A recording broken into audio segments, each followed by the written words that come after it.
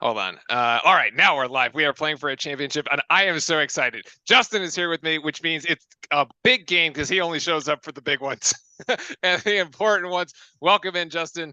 This is going to be fun. You were just talking about the Ken Palm Index. I don't think a lot of people understand what's on the other side of the court from us tonight, because let's face it, that game against Gonzaga was at 11:30 Eastern time, and apparently Gonzaga never likes to play in prime time because they don't want to see anybody watch them win or lose, apparently. So you were mentioning this is a high profile matchup that we should all be really excited for.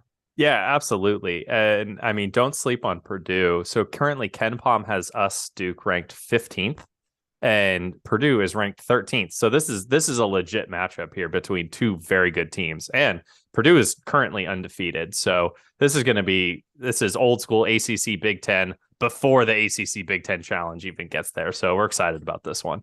On that subject, Duke is going to face 3 Big Ten opponents in their next 4 games, actually. Keon, welcome into chat. Welcome into all our regulars here on Championship Sunday. It starts today with Purdue. We get Ohio State on Wednesday. Then we play Boston College in this bizarre early December ACC matchup. And then we play, wait a second, I had it, Iowa in the Jimmy V Classic. That was it.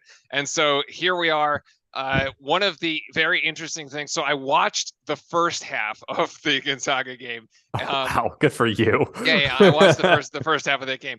And so for the uninitiated, the player to watch on the Purdue side, there's actually a couple. Number one, Braden Smith is their all-star freshman. He is definitely one to watch. We'll get to the stats in a second. But Zach Edey is going to be. I don't even know it's a problem. Personally, I think Filipowski is a problem, but Edey's their big man on the Purdue side.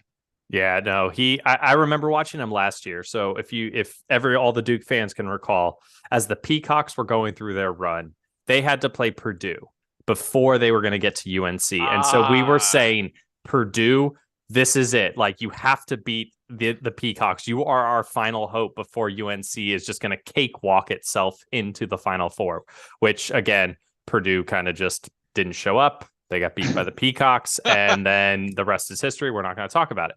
But Zach Edey was their second center. I forget who the guy really in front of him was. And it was just like, he's a big guy, takes up a lot of space, but didn't really have this pure scorer, post moves, athleticism. I don't know. I watched some highlights. He took a huge jump. A lot more athleticism, a lot more post moves. And I'm looking at his stats right now. He's shooting 63% from the field. He is. 63. He has 4 20-point games, 4 straight 20-point games. But we actually are underway in this. Purdue turned it over on their first possession, and we've got Jeremy Roach with a little fadeaway dream from the free throw line. And it goes. Right now we are seeing March Roach, and he picks up right where he left off. Timothy Shane, everybody welcome in chat on this Championship Sunday. It is our regular starting 5 here on the court. No surprises on our side with Flip, Reese, Mitchell, and Roach, and did I get them all? Yeah, Lively. That's it. Those are our 5. Yeah, and then it is another turnover here. Actually, so the first matchup is Lively against Edey right here. And here you see Derek Lively getting the better of it. Lively getting the better of it here and forcing another Purdue turnover. Very nice. So Lively is like averaging like less than 5 points a game, but his defensive impact cannot be understated. Like, he is just, his flip is going to go absolutely for 3. That shot doesn't glance at all. No good on the first 3-pointer by Flip. As we get, who is this? Oh, Mason Gillis. That's right. And then another deflection, but that's actually going to be a foul on Lively there. So the Purdue also has a guy called Fletcher Lawyer, which instantly makes me think about Eric Rustman for some reason, because he really likes guys that are called Fletcher. Like, there was the Wichita guy, right? Oh, yes. Yeah. And then who else? There was another one. Oh, God, who was? There was another Fletcher. Oh. Okay, hold on. I got to get the game up. It didn't. It did not go on ESPN. I had to switch over to ABC really Sweet quick. shot by Mark Mitchell, though. It was a 3 by Mason Gillis, and Shane is saying the X factor for Duke is Lively today, who needs to show up. Yes, I think we're going to need both his defense and his offense, actually, in this particular case, as he is down low banging bodies with Edey, and he got too much offense there from Edey, who gets up and over, over Lively as Purdue has 5-4 here on the Blue Devils. Also, I still don't understand why they consider us the away team. We're higher ranked. That was an awful turnover, by the way, by Roach. I don't even know who he was going for. Filipowski up in the air. At least he doesn't get a foul there. And Reese is just fighting for this rebound as Mitchell comes down with it. Beautiful. Way to get back in transition, Flip. In case you couldn't tell, I am like on the Flip bandwagon, and I have been for the past several games, but we'll get to that. There we go. As you should. He is having an unbelievable freshman. Unbelievable. With the sweet J. 6-5 Duke in the early going. Now, Purdue has a pretty killer record when they score over 80 points, by the way. They are 64-2 when they score above 80. And that's another defensive play by Flip, and it's going coast to coast with Roach, and he gets the and one as the foul goes on Braden Smith. There we go. There we go. This is March Jeremy Roach right here. Oh no, absolutely turning the corner. Everybody after the second half of the Kansas game was going, okay, now it's going to be the Tyrese show. It kind of seemed like that into the next game. And then it just back. Remember, Roach is the leader. Give him the keys. Just give him the keys. I'll admit, I was one to say, look, I think the Duke offense looks better with Tyrese Proctor, like when he has the keys. So I will eat my words on this one. But because Roach, the first game against the Beavers, wasn't really good, but the Xavier game, I was like, wow, he's back, and he's just continuing here today. So I really like what we see here. He's really stepped it up, and we have a foul going up. Is that the second on Lively, or is that one on Flip, who is bringing help defense there on the baseline? We'll see here in a second. I hope it's not on Lively. Yeah, that's. I mean, we just want to throw bodies at Edey. You got Christian Reeves, who's on on the sideline, right? If you just need to put that's another 6'11". I think 6'11". I probably just shy of. I mean, he's got to be pretty close to 7 foot. The kid's huge. Yeah, Edey has both. Edey's a tree. Yeah, pretty much. He moves a little bit better than a tree, though. I will say, moves a little bit better than a tree. Especially this year, kind of, you were pointing out that last year he really wasn't the guy, but now. So you brought up Ken Palm earlier. I was looking at the Ken Palm thing too. Is Lively's going to go for 3? That shot's way too long, and Edey rebounds. Ken Palm has him as the National Player of the Year. Zach Edey? Yeah, it says Zach Edey ranks #1 in the Ken Palm Player of the Year rankings.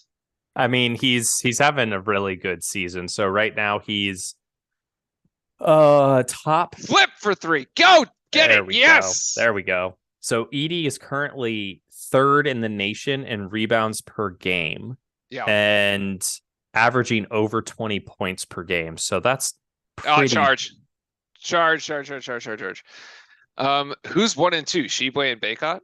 No. Joel Soriano from St. John's and Essam Mostafa from Coastal Carolina. Currently, Edey has 0.5 more rebounds per game than Baycott. Wow. Okay. Interesting. I see that. I didn't know. There you go. All right. So this is a good start here. 12-7 Duke in the early going. As I was saying, Purdue 64-2. Anytime they score 80 points, they've won 42 straight games when they hit the 80-point mark. However, Duke this season hasn't let a team get over 70. So it's been one of our better defensive years. Let's put it that way. Yeah, it has been. It's been fantastic actually from a defensive standpoint. Hold on one sec. Okay, yeah, we're good. So I was going to say about Flip. So I think that Kyle Filipowski is the best 4/5 that Duke has had since maybe the 2001 championship team. Better than Bagley. Better than Bagley and Carter. Yeah, because Okay. because he can hit free throws. That's true. Bagley really did struggle from the line. So did Yeah. Carter. Yep. Yep. Andy Pegasus says hello. I'm an Ohio State fan. Hey, what's up? You're gonna have an interesting game with us on Wednesday, but also RIP because of the Michigan game yesterday. I did see that. I had that on I was doing some work. It was rather interesting there into the fourth, and the wheels kind of came off. Mhm. But I'm sure that's kind of how I'm sure Ohio State fans feel the way that we feel after Carolina games. Oh yeah, absolutely. It's just Yeah. Better than Randolph. Well, Randolph, when was Randolph? I think so. I need to actually have time to go back and look at the numbers. But I think if I compare the points per game average, here's my hunch. If I compare the points per game average of our 4/5s, and then also compare their free throw shooting percentage, I will come to the conclusion, I think, that had they had a free throw shooting percentage equal to what Filipowski is doing right now, they would have made their points per game would have gone up by 4 or 5. Easily. Probably. Yeah. Randolph 02 to 05. Okay. Well, they never won a title. So I was oh goodness. What was the and to be fair, technically I started the following, but when I was admitted in 07, so I did miss some of the early anything stuff. Anything that predates that, you're just like Yeah, well, I mean, I've seen the replays, but of course, of the important ones, right? Of course. Tyrese gets another 2 there. I just think he's a big man that can hit free throws. Imagine he's not Shaq, but if Shaq could hit free throws, he would have gotten more points too, right? Easily. Oh my goodness. It's a silly it would have been an insane amount of points. And Zubik couldn't hit free throws either. Okafor was at the line, oh yeah, he was bad at the line, shooting 67%. I was just you get to the line so much, you should be able to make free throws. I know, RJ the Plumleys couldn't hit free throws to save their lives. Oh god. It was bad. Poor Marshall. Zion was also not very good at the free throw line. It just hasn't the Duke bigs have just not been good at the free throw line. It's just been a thing. Pretty much. It's just pretty much, yeah. Anyway, but yes, because of his shooting percentage at the free throw line. Also, I think his defense is actually quite good for being a freshman. Yeah, absolutely. So yes, I'm a huge Flip fan. As he dives in here, finds Tyrese out in the right wing, and that was a good look. It should have gone down, but it did not. And we have Purdue coming on the offensive side. Lawyer scored 2, by the way, so it's 14-9 here, still in favor of the good guys in the early going. It's Filipowski working on Caleb First, and First actually gets the better of Flip on that one as I'm eating my words. And talking about Flip's defense. And there we go. All good. Okay. My ABC is all spazzing out. I'm going to figure this out so I can get the game on. There you go. Roach actually has 2 Purdue players trip over one another. He can't get the mid-range jump shot to go. Actually, we are one thing we're not doing here early, just I haven't taken a look at the stats, but the eye test would tell me that we are not offensive rebounding very well. And of course, it's a little hard to do when you've got the 7'2". Something like that. Yeah. Just a giant tree. Yeah. Looking at, all right. So here's a nice poll question for everybody listening. What current player on the rosters, either team, is ranked in the top 5 nationally in offensive rebounds, total offensive rebounds over the season? It should be easy though. Actually it's one of 2, I suppose. Yeah, who is it? I think it's our guy as Grandison comes in and picks up a foul. That was quick, buddy. That was quick. That was quick to come into the game and get a foul instantly. Just trying to guard number 4 for Purdue there, that Kaufman Wren. And Purdue here with the inbound. This is Lawyer spotting up. Nice shot fake by Lawyer, and he puts it down. I think that was a 3, a little hard to tell from the camera angle. here as Fletcher Lawyer. Nope, that was a 2. So 14-13 as Purdue cuts into the Duke lead here. And we got Blake's out on the floor, I believe, and now Ryan Young as well. What was your Ryan Young stat earlier? Oh, what a beautiful feat by Blake's. No, I was looking at his points. I was just looking at his points. Oh, that's right. When he played, because remember, he was a Northwestern transfer, so he played in the Big Ten. He played against Purdue last year, 2 games against Purdue, and 1 game averaged 8 and 4 rebounds, another one 6 and 4. Both losses, of course, because he was on Northwestern, but that's okay. But he's shooting 73% currently from the Shooting field. 73% for the On the field. So season. yeah, Ryan Young almost comes up with the steal there, and now he's got 2 fouls actually. But the almost steal actually results in a foul. He kind of like tripped over his own leg there. Oh yeah, is that Blake's just going fly? No, that was Blake's going flying in the corner. So I've just now found out that while I'm in Canada, I can't watch ABC games.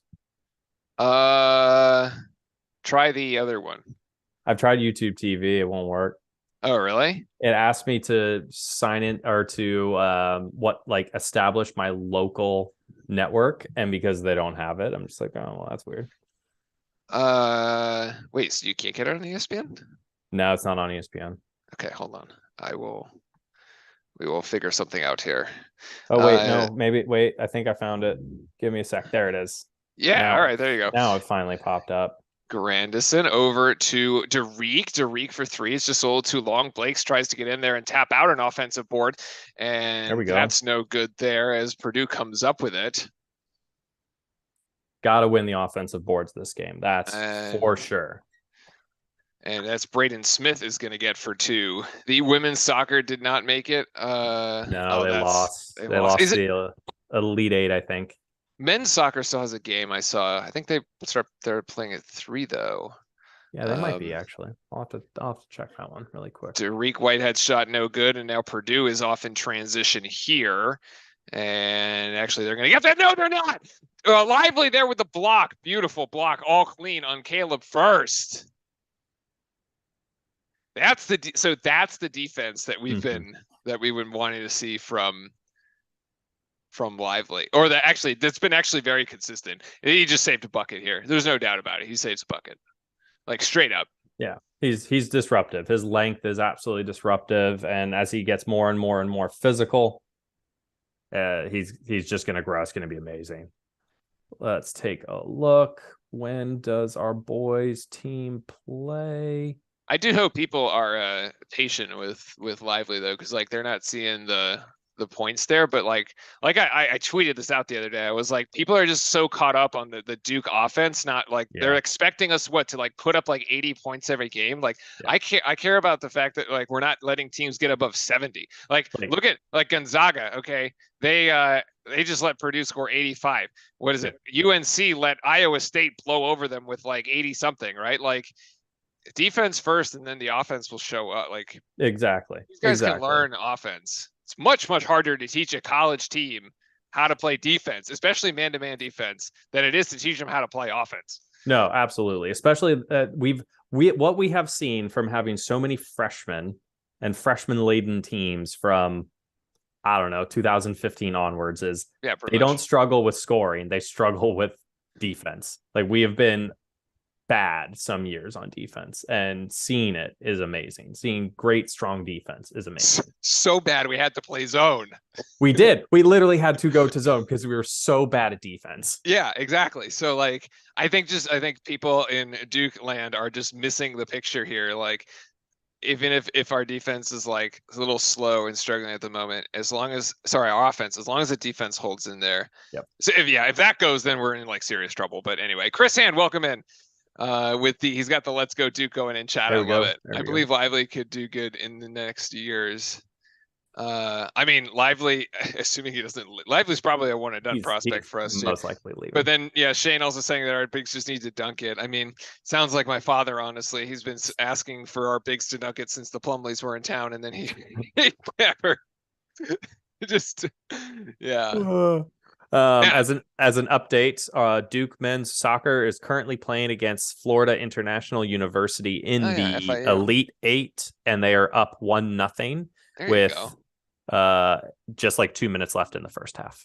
Nice. So other teams on the up and up, by the way, our football team got the big win against Wake Forest yesterday. And finally, they managed to close out a close game and put Yes. one in the win column. Right. Because like, I think we kind of saw this coming at some point in the year. Like they had so many close games that they like, you just have to learn how to win a close game. And Yep. so like, finally there you saw it yesterday. So I hope that's actually like kind of propels them to keep going. A little bit of really good momentum here, and like can't wait to watch the bowl game because hopefully Oh it's yeah. actually like a pretty good one. Yeah, something around, a little after Christmas, right Yeah, a before little New closer to New Year's. Year's, Yeah, right? closer to New Like, Year's. Something with a little meat to it, not like the whatever bowl that happens on December 20th.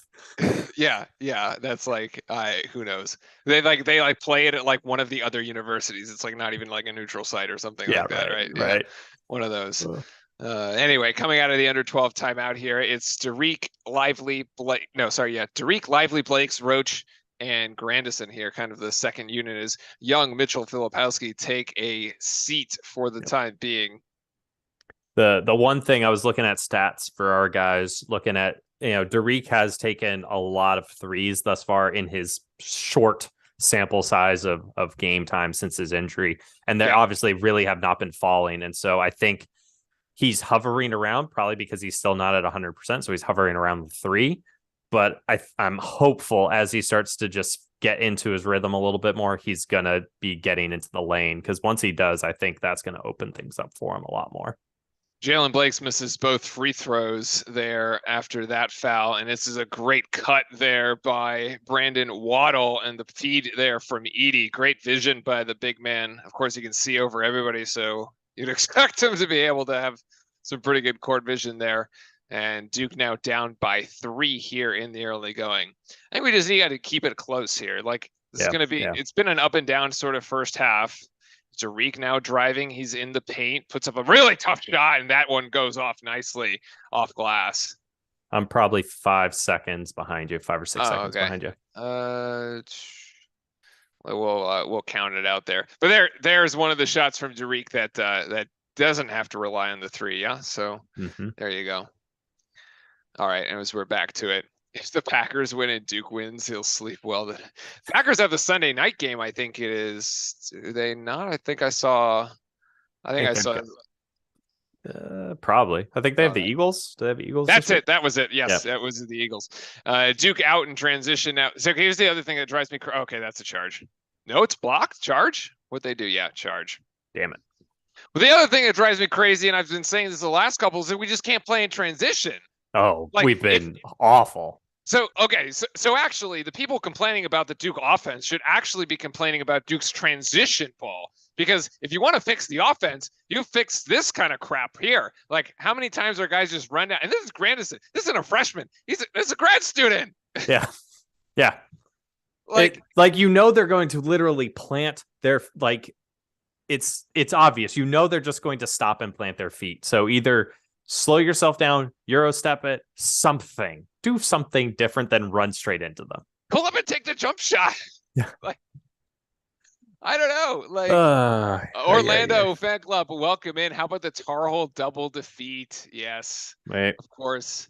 So the Gamecock reference beating the Tigers, that's Clemson going down. Yeah. Yep. So college football playoff without Ohio State, Clemson, no Bama. Probably not. Although apparently there was an article this morning where Saban was still petitioning to try to get Bama. Of course he was. well, yeah. I mean, you have to. He's going to be probably ranked 6th, and he hopes there's some stuff that happens in the conference championship games. And I mean, you never know. There's probably a nice bonus associated with getting into the championship too in that contract. So why wouldn't he? Why wouldn't he lobby? But yeah. Oh man.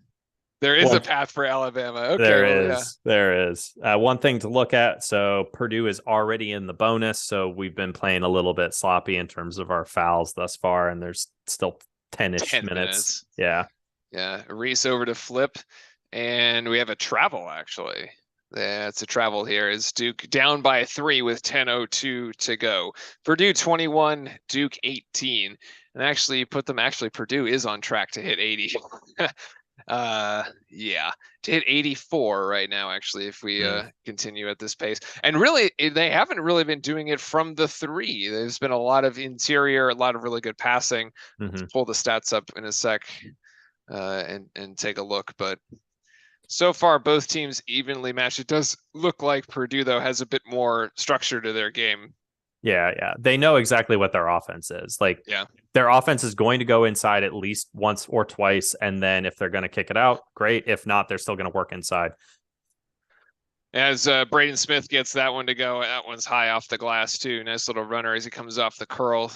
Big screen by Edie, big body down low.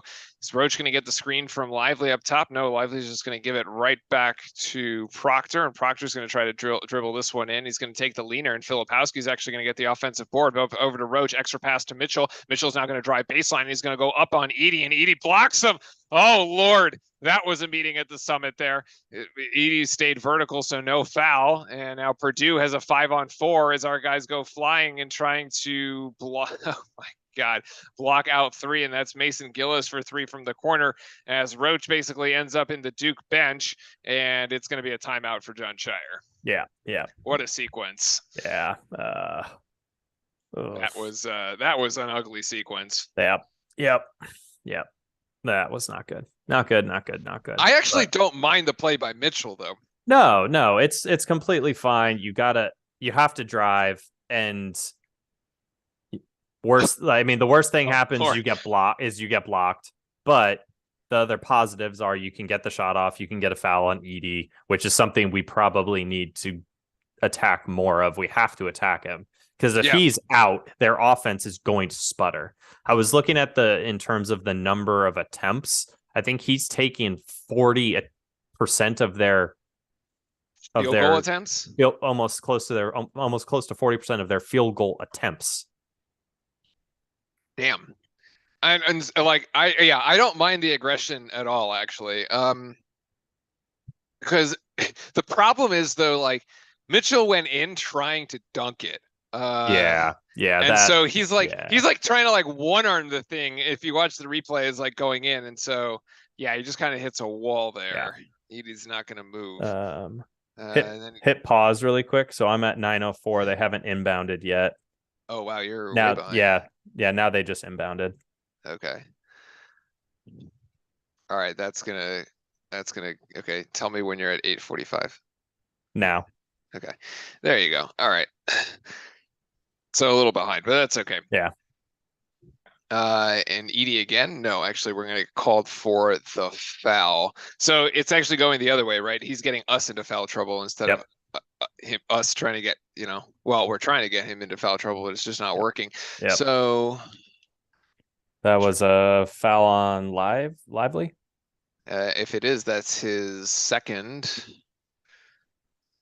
I believe. Yeah. That'll be on Lively. Okay, so that's 2 on Lively as Edie gets the first. Now, look, this is the way the Gonzaga game went, right? Yeah. Could still go, it could go the other way here. Although we have kind of stalled out for a second as Edie hits them both. Nicely done for a big man to hit their free throws. I have to appreciate and respect that. As he's got 6 points and 4 rebounds. And Duke now finds itself down 10, and Roach's pass is deflected, and Filipowski would pick up a foul in transition. Stop. Stupid. That was just a bad pass. Here we go. Yeah, that is just a poor pass. Just a bad pass. So right now everybody is flustered. Everybody's flustered. Agreed. And it's Purdue making a living at the free throw line here, actually. Purdue has made 83 free throws this season. Their opponents have shot just 48. And they continue to make a living at the Yep. line as Fletcher has 6 and Purdue has 30. It's a 23-4 run in the last 7 minutes, as we really not sure where to go, except there's Roach. So finally we got some Yeah. points back up on the board. Needed that. Needed that. Tough as hell shot. I mean, there were two guys right on him, but yeah, we needed that. This is once again Edie and Lively. Lively trying to defend with 2, and Edie puts it over, but Flip comes down with the defensive board. So now an opportunity here for Duke. There you go. I'm completely okay with Edie taking those sky hooks from a couple feet out. Yeah, Filipowski has to kick it out over to Roach, and now Roach is going to try to with the leaner again. He gets fouled on the way in, and he will go to the free throw line to shoot 2 as we hit the under 8 timeout. There we go. Yep. All right. So let's take a quick look and make sure. So I need to get the foul situation correct. So it's 2 on live. Yeah, it's 2 on Lively. It's 2 on Filipowski, and it's it's 2 on Braden Smith on the Purdue side. That's positive. 1 on Mason, and the personal foul to 1 and number 4. Kaufman Ren's got, yeah. So Purdue's only fouled 4 times. Duke has 9. Jacob Grandison has 2. Okay. All right. Yeah. Well, am I at 9 yet? No, I'm missing 1. Who's got the 1? Oh, Derek Whitehead's got the 1. Okay. Wow. So 2 Lively, 2 Grandison, 2 Young, 2 Filipowski. Yeah, ugly. Yeah, really. They've taken this one to us, very much so. But so like Duke is shooting 50% from the floor. We're 9 of 18. Like, it's not awful. We've actually even taken more shots than Purdue. They're 9 of 15. They're shooting 60%. They've hit both the threes. We're only 1 of 5 from beyond the arc, which is not helpful. No. And actually, we have 10 points off turnovers. Each team has turned the ball over 5 times. We've got 10. They only have 6. We are losing the rebounding margin, though, 10-6 at the moment. And everybody's got 1 offensive board. So, both teams have made the same number of shots. The difference is the free throws. Yeah, Purdue is wow. Purdue is 10 of 10. Huh. What? Okay. So, and we are 1 of 3. Well, yeah, because Blake's missed 2, and there was an and 1 there somewhere. So, yeah. Okay. So 10 of 10, and the difference is 10 points. Okay. Yeah, that's cool. That's cool. Yeah, this is when the Duke haters will say John Shire doesn't get the Krzyzewski whistle. Yeah, something like that. I mean, oh God. I mean, we've literally just made very stupid fouls. You know, Flip just kind of grabbing somebody on a fast break, the charge by Grandison, like those things just add up and put this very good free throw shooting team, up for a 1-1. Like, indeed, I'm having trouble remembering. I think Duke has. Do we have the? Yeah. Okay. Yeah. This is Jeremy Roach's. This is 2 shots for Roach. Yep. And he's gonna miss that one. So that's wonderful. Oh my Lord Almighty. Yep. If you're trying to get back into the game, missing the free throws is not the way to do it. All right, he's got the second one. He's got 8 points, which is actually tied for a game high with Mason Gillis. Despite the fact that Purdue has 30 points right now, the scoring is actually pretty balanced on the side of the Boilermakers. Mm-hmm.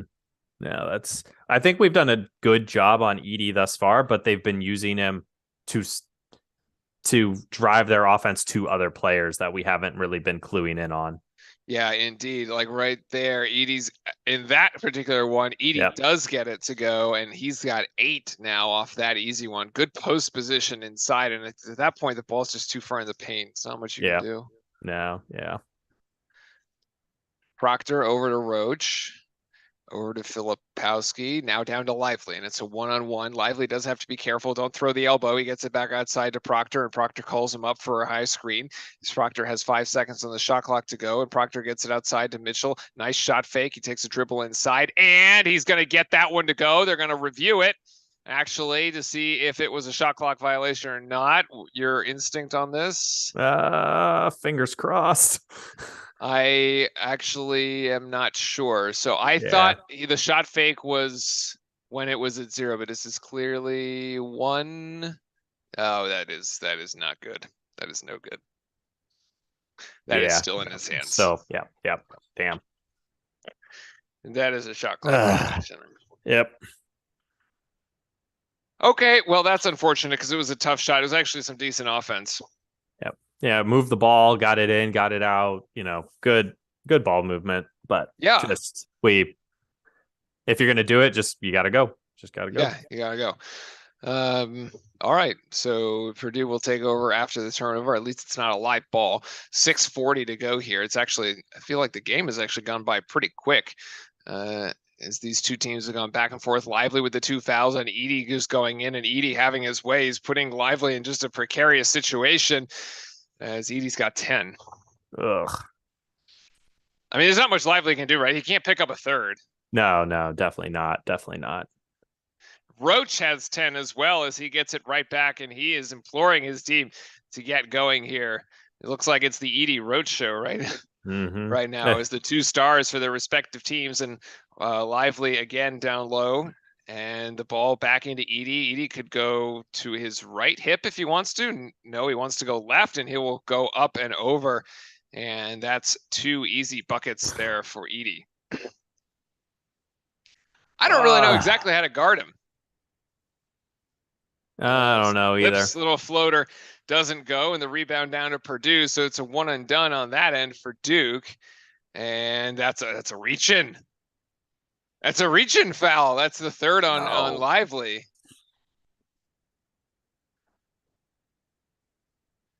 Oh, man. He's hugging the dude. Yeah, no, it's clearly a foul. Clearly a foul. Yeah, literally both arms grasped him like he was about to spot him at the gym. Like, it just doesn't work out. He was going to spot him at the gym.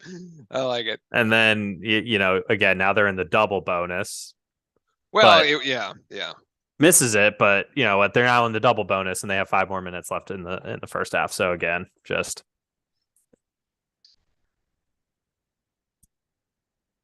Okay, we don't really have many answers. To be fair, neither did Gonzaga. So, as Edie goes 1 of 2 at the free throw line, 37-23 at the moment, as we are down 14. This has gone a certain way that I didn't quite expect. Nicely done by Filipowski, though, to get that one up and just force it through. That's what that kid can do. There we go. Yeah. Didn't see exactly who the foul was on the Purdue side. Let's see. Tall white one. Yeah, tall white. First. Yeah. First. It is the first on first. First. Who is also number 1. Yeah, who is also number 1. So Filipowski there. See, he's got 86% at the free throw line. That's really good. Very good. And he makes that one, and he's got 6. There we go. All right, need a stop. There you go. I like putting pressure. I like that we're putting pressure. Yeah. We've switched the full court press here. And it's Edie against Ryan Young, who is giving up about 4 inches, but almost Proctor with the interception there. Oh. And then turning a corner is Jenkins. Oh, what a tough shot. Oh, come on. What a tough shot. Yeah. All right. Yeah. Whatever. 39-26. The Carolina Panthers won a game. Nice. 23-10. Who'd they play? I'm not sure who they played today. Filipowski is going to go up and over, and he's going to go into 2 Boilermakers. He's give him 8. Attaboy. Right now, this is just give it the flip and let him go to work. It's like they're not even assisted buckets. They're just like he's taking 2 people like off the dribble. Yep. And you know what? Again, he has that exceptional skill of being such a big, versatile, 4-5, where he can take somebody off the dribble and get to the rack, which is amazing. Oh, they played the Broncos. Oh, so it's like Russell Westbrook's cooking didn't turn out so good again. Yeah. That's kind of been like the season, huh? Pretty much. Seattle goes and trades Russell Wilson, and then they end up having a better season without him.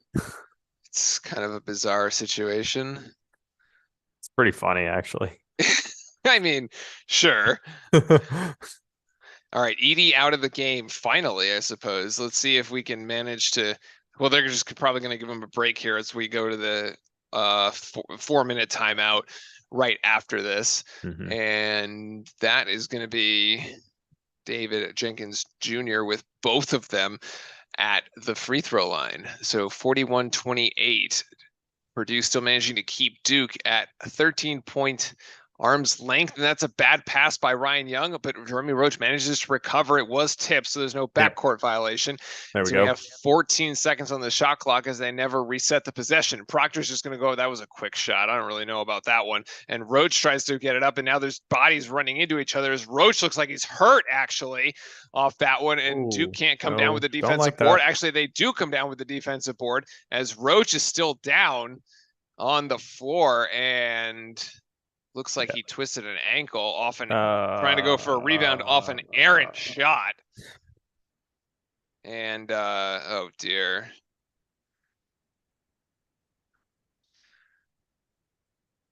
Yeah. Twisted ankle. Yep. Twisted ankle. Yep.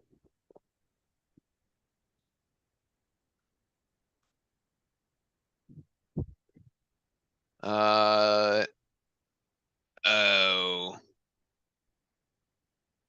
No, that was the loose that was ball. the first. Yeah. That was the first one. That's right here. Second one. Oh yeah, like, right there. Yep. Oh god, he hits the ball into his ankle and then it rolled. Like comes down awkwardly on it. Oh geez. So the fact that he's walking up is very good sign. From a medical standpoint, that is actually a very good sign. Yeah.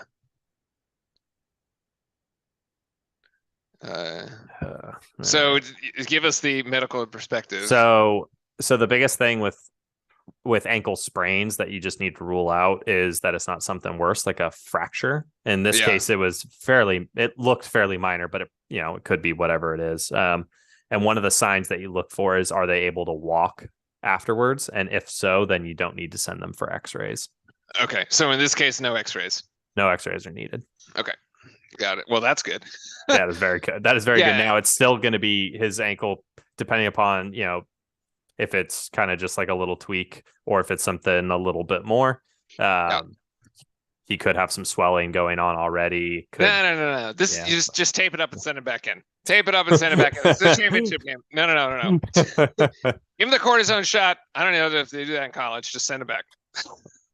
I mean, they probably do, but they probably shouldn't. But that's all good. We won't talk about that. There you go. There, just a couple more wraps, like on that ankle. Like you even do the thing where you like tape the shoe to the foot if you need to do that, right? Like the tape just goes everywhere. It's when you spat like NFL linemen. Yeah. It's just like everywhere, right? Oh my goodness, yeah. Tape everywhere. Duct tape. It's good. We'll be fine. We need him out there. We're down by 13. Yeah. Jeez. Oh my goodness. I mean, Purdue has played really sound basketball. I mean, it's kind of what it is. Like, let's call it what it is, right? It's like very good sound basketball by Purdue. Granted, we have not hit. We've missed some shots. We've made things difficult for ourselves at times. And a couple things just haven't really gone our way, but I'm still looking at the free throw situation. There's 13 makes for Purdue to 14 out of 14 attempts, and we're down 13. So like there it is. Yeah, like look, maybe they only shoot like 5 or 7, really, but like if you take away 6 points, it's a 6-point game. Yep. So, yeah. Mm. And some of that has been self-inflicted. Actually, 3 of them have been lively self-inflicted. Yeah. And Yeah. he's just been put in an awful position. Like he drew up the task of having to guard Edie and unfortunately has not been up to it. And so he's basically getting manhandled there as Filipowski's shot is too strong. It was trying to be a baseline jumper. And Roach looks like he's still on the bench even after the timeout there.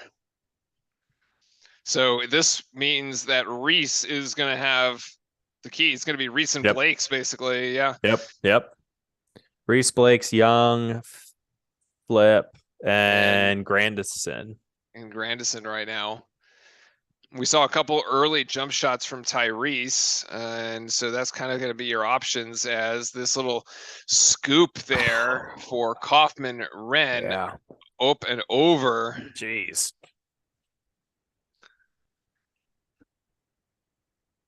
And this one, no good. 3-point shot. Oh my God. 3-point shot for Purdue goes. All righty. This is an interesting one. Oh, this is giving me freaking flashbacks to what was it, Virginia Tech and the ACC championship. Oh yeah, when they had their guy just go off. Yep, and we just couldn't do anything right in that game, like nothing right. Yeah, Filipowski's for 3. Yes, that goes. He's got 11. There we go. So despite the disaster here that is unfolding before our eyes, Filipowski continues to be special as he has now scored in double figures in every game this season and continues to do so. And you know what? I think he will do so as long as he wants. Like, because if he isn't hitting buckets, he's just going to the free throw line and getting points. So like, that's travel, and that's actually something that broke our way right there. So there it is. I think that was one of like the there's been a couple turnovers, but we've applied the pressure to get those turnovers. This is like the first one where Purdue actually had an unforced. They just made a mistake. Yeah. Roach is back. Roach is back, so that's a good sign here. It was a little light ankle twist as he's looking okay, maybe running a little gingerly, but it looks like he will be playing off the ball to start with. And is this no? That's Filipowski still in there. So we're not Mitchell, Derek, and wow, we went small. We went with our small lineup because they have Edie out.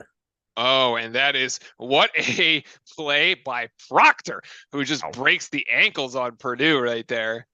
That is a nice looking shot. That is what I expect to see more of from Proctor, who's got 6. Yeah, there we go. Like that's his game. Yeah. Flip now guarding on Kaufman. Reno, it's what a nice block. And then it goes again. Rebound down to Purdue. And actually, Duke is going to come up with it. And there it is. Transition. Yeah. Tyrese is going to dribble it off his foot. Why? And now we're actually going to like settle things down here as Roach is going to start some offense. Why are we so bad in transition? It is just so bad. The transition is really bad. And it looks like Roach sprained it again. Yeah. Get him out. Well, he gets fouled.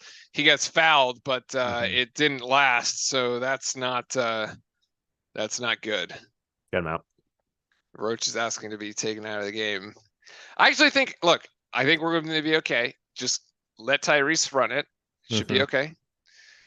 And does he bang knees with? No. And he's going straight to the locker room on this one, actually. Yeah. He does kind of hit knees or something. So Roach trying to go again, but unable to. So that one actually looks worse than the first one. As Proctor gives it up to Filipowski, and this is Tariq Whitehead just diving in a bit out of control, to be honest, there as he puts up a wild shot and Purdue rebounds, and now Proctor hits the deck, and it's actually a charge. There it is. Purdue gives it away. I feel like it's a lot easier to draw a charge this year. Yeah, I think they changed a rule. I feel like they changed a rule. Really? Yeah, I think they changed something NCAA. It just feels like the charge is, because I feel like last year we would have seen that be called a block. Yeah. But they go with a chart, and I've seen we've seen this play happen a couple times now, and that's a cheap foul actually up front by Brandon Newman, and that's going to be 1-1. It's going to be 1-1. So you get Roach and the athletic trainer there going down the tunnel. I mean, Roach is walking under his own power, but clearly he's not going to be feeling good tomorrow morning. No. When he gets up from this one. The only thing that might make him feel slightly better is if his team picks this thing up and actually manages to bring it home. Mm-hmm. We just need to get this to 10. 10. If we can get it to 10, good. 11, sure. But flip to the bench as Lively comes back. No, sorry, Christian Reeves comes back. So that was a prescient call, I suppose. If I did say earlier, if you just want to throw bodies at Edey, that boy, bring up Reeves. Get him in there. Absolutely. Proctor makes both at the free throw line, so he's got 8. And now it's an 11-point game, 7-0 run here in the last 2:20. So Purdue will have the final shot, assuming that our four-court pressure doesn't turn them over or make them do something crazy here. Or maybe we can still, if we get a rebound, call timeout and draw something up here. But here we go. Here's the final 9 seconds, and this is to Edey, and it's Edey on Reeves. Edey, good look there to Lawyer. As Lawyer tries, it's a scrum for the basket, and now we got a 3/4 court shot. Oh, it hits the rim. Oh, Blakes. Hey, that's good. That's great defense. That is very, very, very good defense to finish out the half. Man, if that had gone in, you would have been like, maybe it's starting to turn. Damn. Okay. As they do an interview there with Matt Painter, who has actually never beaten Duke. He is 0-2 as a Purdue head coach against Duke. But looks like their team having our number right at this minute. We have hit the halftime, ladies and gentlemen. Okay. Let's take stock of where we are at. Say Lawyer's got 6, Stringer's got 4. I'm missing points from somebody. I'm missing Purdue points. Somebody hit a 3 and I totally did not get it right. 3 first, yeah. Waddle. Oh, Brandon Newman. Actually, there's the 3. So 1, 2, 3, 4, 5, 6. I have to count this. 9 Purdue players have scored. Wow. 9 Purdue players have scored, and the Boilermakers have 46-35 here, the 11-point lead going into the halftime locker room. On the Duke side of the ledger, 1, 2, 3, 6 Blue Devils have scored, although 6, 7, 8, 9, 10 have played. So nothing from Lively, nothing from Blakes, nothing from Grandison, and nothing from Reeves, which I suppose the Reeves one is expected, but that's fine. The personal foul situation as well. I think we had 1 extra one on Purdue. Braden Smith had 2, yes. First and Kaufman-Wren. It's 1 and 1 in Jenkins Jr. That's the extra one on Purdue, so we'll clear that out. That was 8, and I believe it was 11 fouls here on the Blue Devils, so that one is correct, with Derek Lively being the one in foul trouble here so far as we tick over into the second. And 3 apiece. Let's give that there. And my spreadsheet's not cooperating.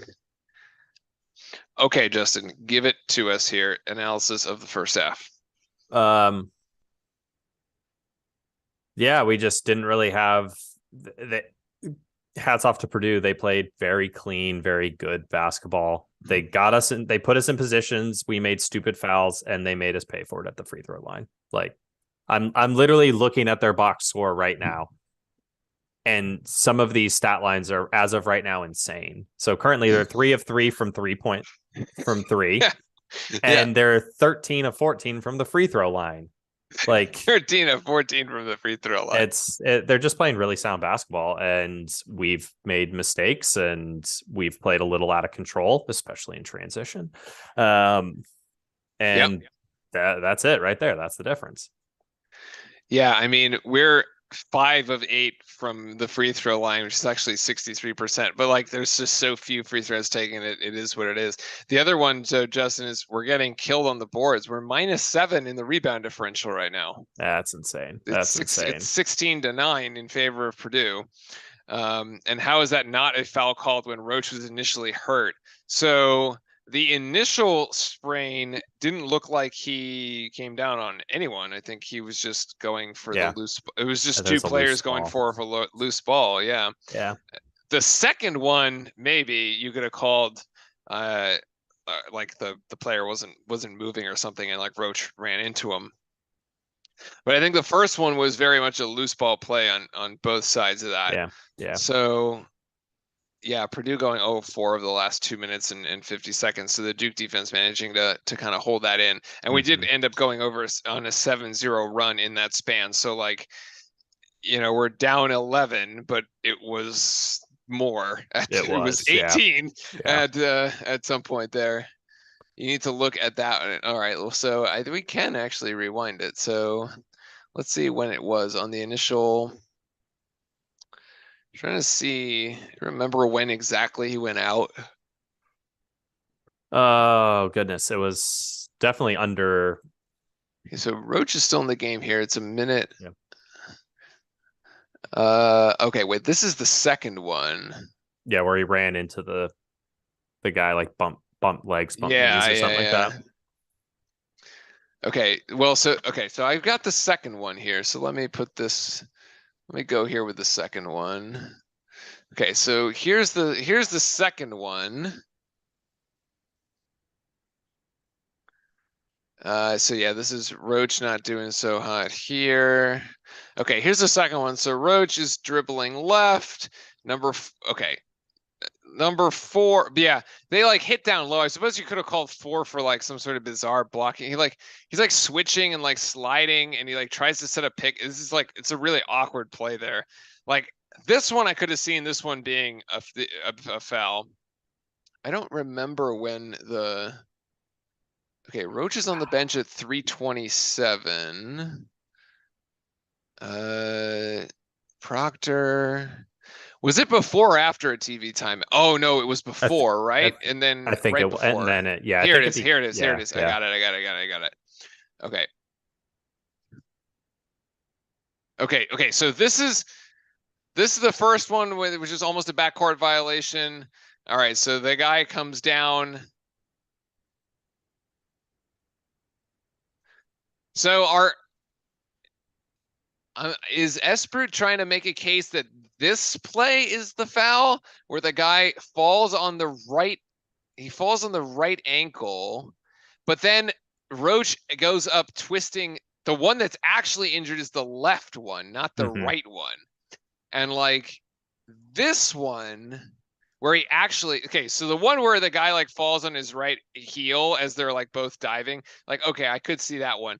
This one, like, I think Roach is like, I think he runs into Lawyer because he's like going down to the ground because his ankle just twisted. Yeah.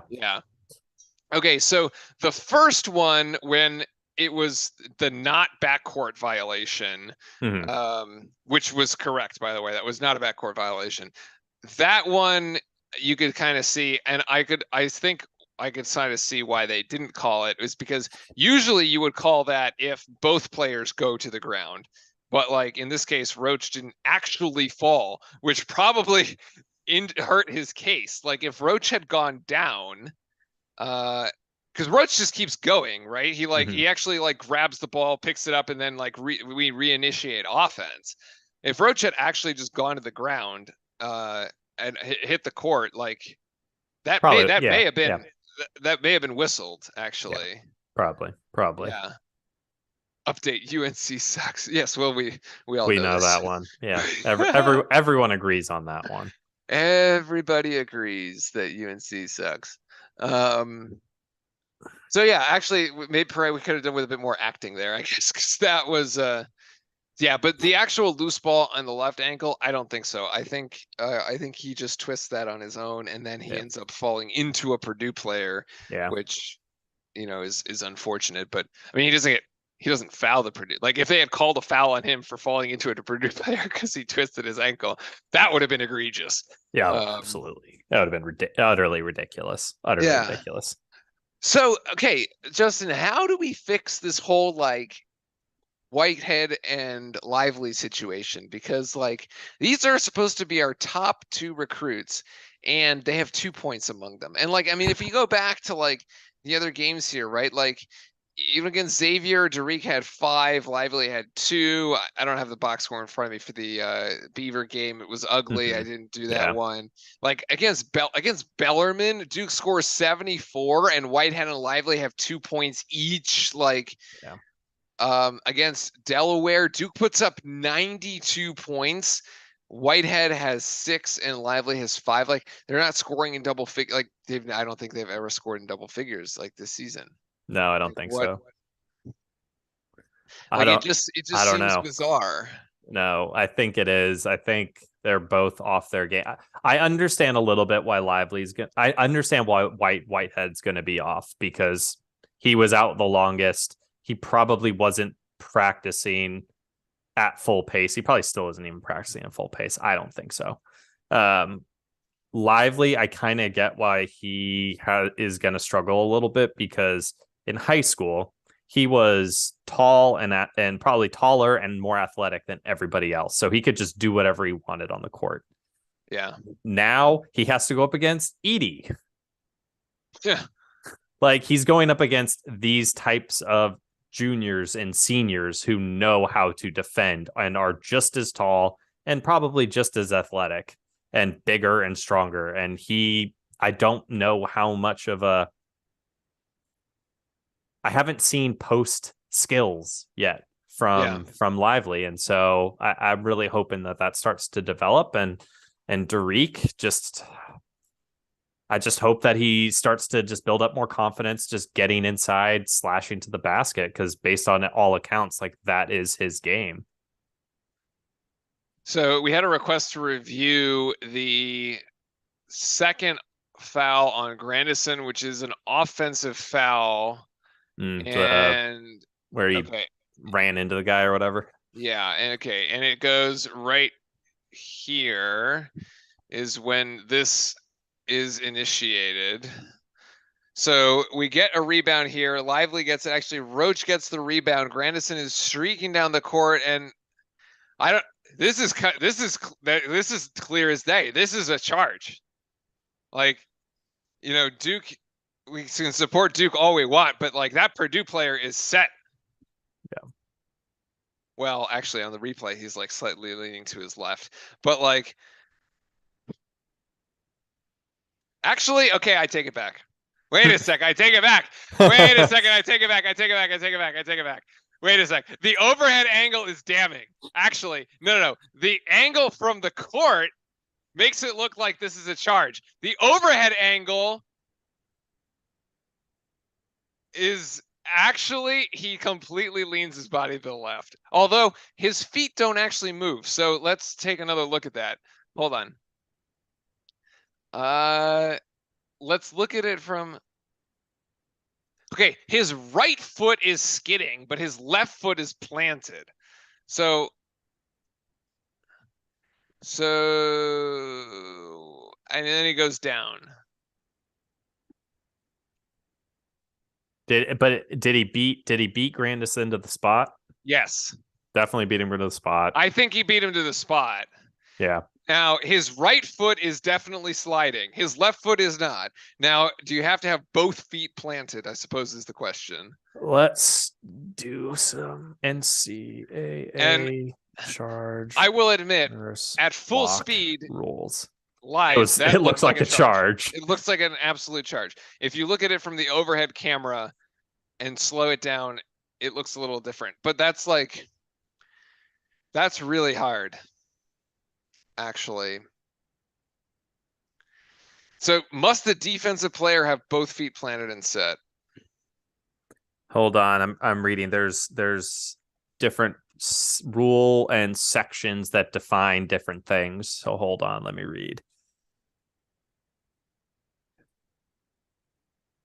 Okay. Definition. So the question regarding block and charge has to deal with establishing position. Let's look at the Yep. definition of term guarding, since that is part of key to understanding as who gets to establish position. Rule 4, Section 35 addresses the definition of guarding, defines guarding. Guarding shall be the act of legally placing the body in the path of an offensive opponent. The guarding position shall be initially established and then maintained in bounds on the playing court. Seems straightforward, doesn't really address it. Every player shall be entitled to a spot on the playing court, provided that such player gets there first without illegally contacting an opponent. To establish an initial legal guarding position on the player with the ball, the guard shall have both feet touching the playing court. Okay, which they were. When the guard jumps into position initially, both feet must return to the playing court after the jump for the guard to maintain legal position. So that's going up. Yep. The guard's torso shall face the opponent. Yes. No time and distance shall be required. I don't know what that means. It like doesn't matter if you yeah. like you set up and it took 6 seconds for the guy to run into you, or if you did it a split second before. Okay. Yeah. When the opponent with the ball is airborne, the guard shall have attained legal guarding position before the opponent left the playing court. Not relevant in this particular case. So it seems like they just have to get there first. Yep. Have their feet on the ground and their torso has to be facing. Their feet have to be in contact with the ground. Doesn't mean that the whole like sliding of the right foot didn't matter. Okay, yeah. All right, so in that case, it is a charge. It is a charge. It's close, but I believe. This is even okay. So then Article 6, to maintain a legal guarding position after the initial position has been attained. Okay, now here we go. This gets interesting. The guard is not required to continue having the torso face the opponent. Awkward, but okay. Yeah, is required to have either 1 foot or both feet on the playing court. Cannot be out of bounds. That makes sense. May raise the hands or may jump within his or her own vertical plane, so in the cylinder, and may shift to maintain guarding position in the path of the dribbler, provided that the guard does not charge into the dribbler, otherwise cause contact. So yeah, that was a charge. That was a charge. Okay. Charge.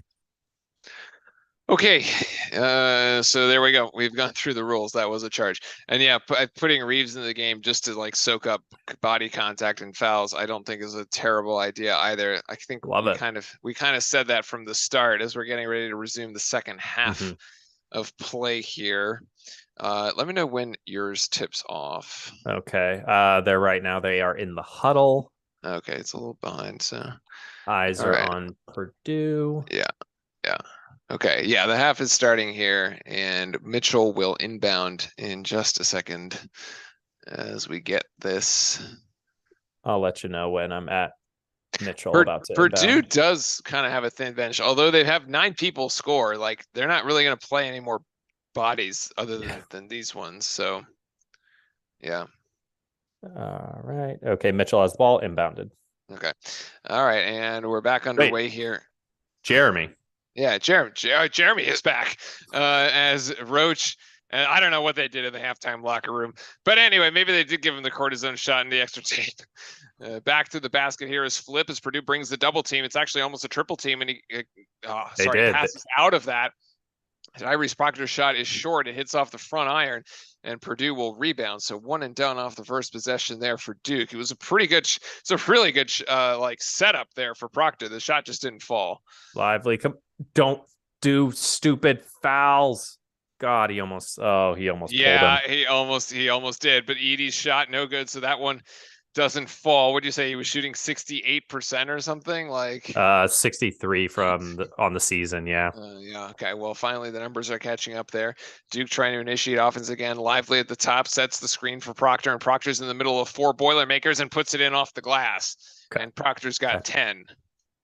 There we go. All right. Duke needs a really good first 4 minutes here. Yeah, absolutely. As Russman would say, got to win the first 4. Got to win the first 4. Absolutely. It's so critical right now, especially when you're down, as the margin is 9 at the moment. Mitchell being pulled there beyond the 3-point line. And here's Lawyer. Oh, that's a cheap bailout. That's a bailout foul is what that is, as Filipowski gets called for his third. Oh my God. What? Oh, we got the ball. Oh. It's not Filipowski's fault. The dude is coming around the corner and trips over his own guy. And Filipowski just swats the ball away. Yeah. Like, Lawyer is on the floor because he's literally trying to like hedge his own screen against Edey. Like, this is going to be a 3-point shot for Lawyer. That's in and out as the offensive board goes back down to Purdue, but they can't handle the reset here. And Come on, Lively. Come on, Lively.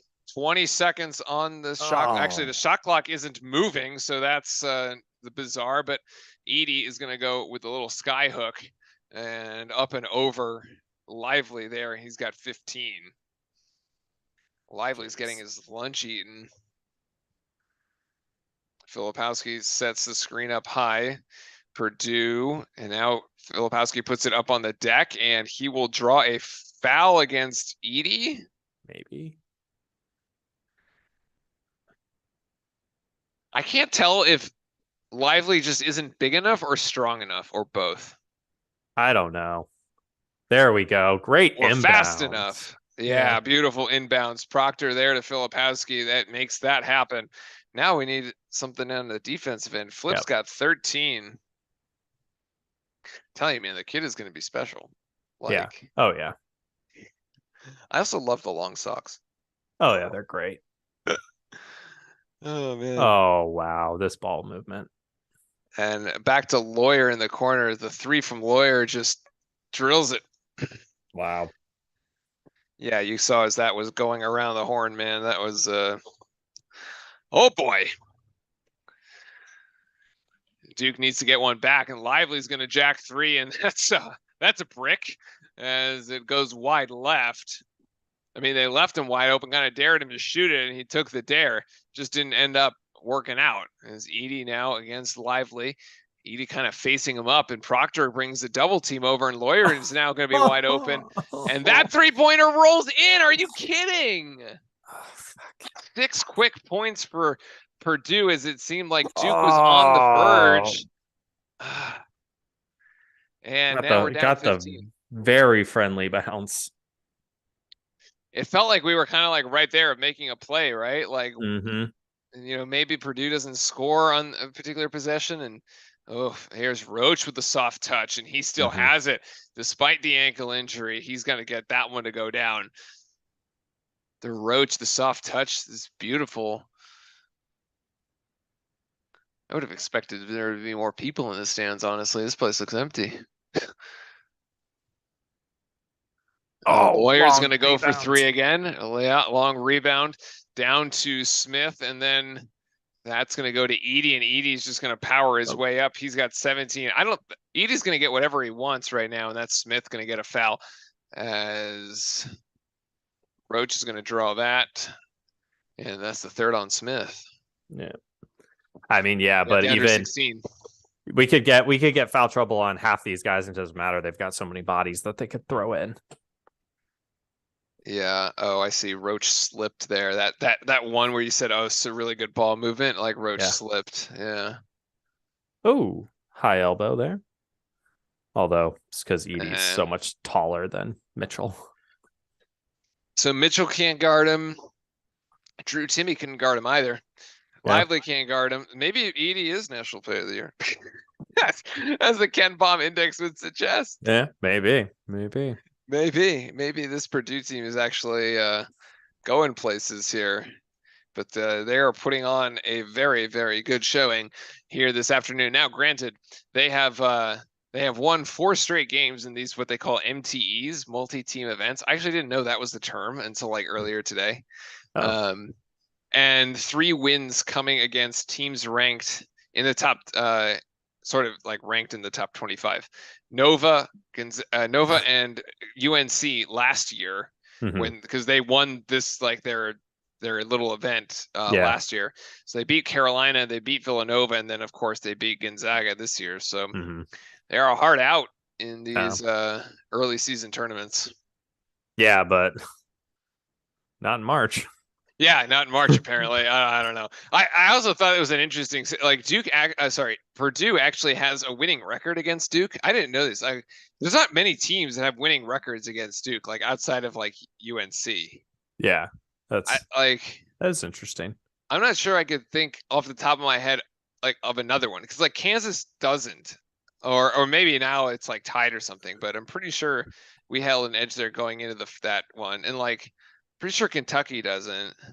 But like Purdue is like one of those rare teams that they're beating us 4-3. I mean, it's not by a lot, but like yeah, we rarely play them. It's like such a like like a random time, like we'll play Purdue. It's like, we'll play Purdue this one-off Big 10 ACC challenge, like one time. Yeah, actually, like the last time they beat us was in 2003. Like you have to go all the way back to 2003. It was called the Great Alaska Shootout. back in the day. But then, we beat them in the Big Ten ACC in 08, and then we beat them in the Sweet 16 in 10 when we went on to do that run. That was the Robbie Hummel, Indiana team. Sorry, Purdue team. Yep. Yeah. Apparently, Alabama's still leading Carolina, so Carolina might drop 2 games this weekend. Excellent. That's the thing about these multi-team events. You don't just have an opportunity to lose once because everybody gets a consolation game, right? Yep. So Carolina can lose twice. All right, let's see if we can claw back anything here. It's Flip's going to try to go up and over 2. This is Lively skying in for the board, and he can't get it out. And Purdue is just putting icing on the cake right now. This is number 25. I don't even have on my board at the moment. Yeah, that's an easy flush there in transition. As now we're down 17. Roach gets caught in the air, and it's actually going to be a foul. And so that is a foul against Morton. Oh, sorry, Ethan Morton. I had him as 29. Why? I wonder. Maybe I just So Ethan Morton's got 2. All right, I had him as 29. Turns out he's 25. You're probably 5 seconds fast on mine. ESPN is always slow. Okay. So Roach at the free throw line will make 1. Okay, there. I'll let you know once I get there after he makes the first. There you go.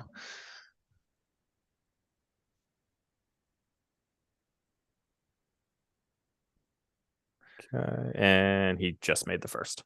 Yeah, wow, he's been very slow. Yeah. Okay, so Ryan Young back into the game. Now, I mean, we've seen crazier things happen, right? Like we've seen the Louisville come back. Yeah, we've seen it all. We've seen it all. We've seen crazier things happen. You can get you just need a couple stops and then get right back into this thing. As Roach gets that one, he's got 14, right? So 14 for Roach, 10 for Tyrese, 13 for Flip, and Duke still trails. We're in zone. We're in zone. Oh, we're in zone. So we're throwing out a bit of a wrinkle here, which we have done in the past 2 seasons really effectively. I suppose, but Purdue's shown that they can hit shots, so I don't really. Was that a travel? No, Edie just sky hooks and no good. It's short actually. There you go. The zone comes up effective in that particular possession. Yeah, I guess it does get a little disruptive to the passing game of Purdue. So showing a bit of a wrinkle here. You got to try something different, right? You're down 17. You might as well. Ryan Young being left alone outside the 3-point line. And there's Proctor now at the ACC logo, or what would have been the ACC logo. As Roach's 3 is halfway down and it doesn't go. Oh, my God. We needed that one. It would have been huge. Oh. And that Purdue shot is no good. Is Edie going to try to save it? No, actually. We will just get it ourselves. Yeah. And I'm glad, yes, Chad is keeping tabs over from the Carolina game for us, which is always good. As that 3-point shot, man.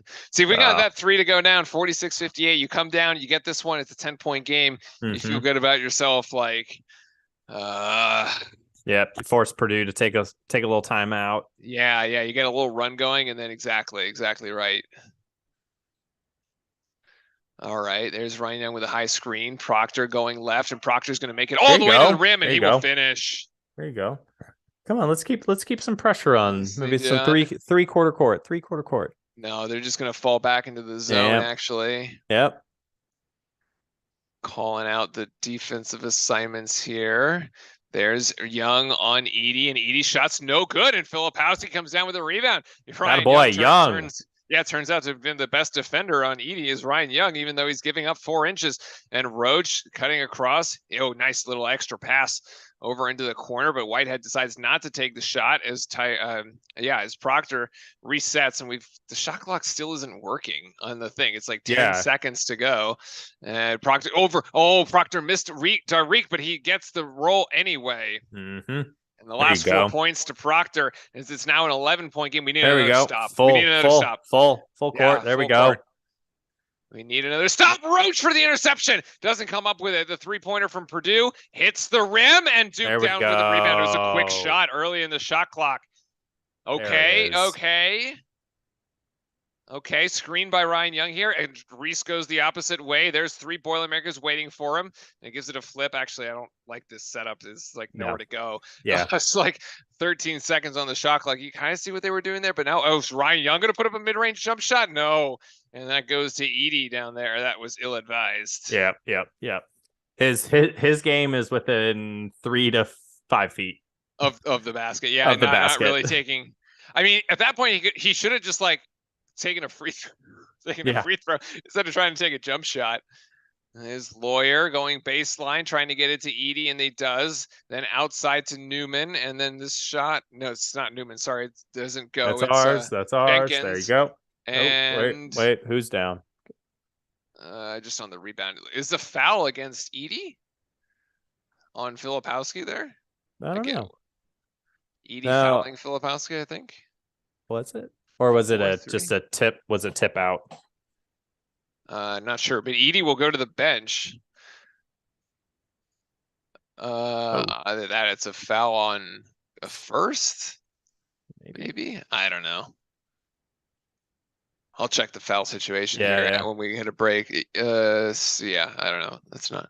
Anyway, Edey out of the game. Duke on a run. Like, if you want to keep the run going, do it now, right? Like with Edey on the bench.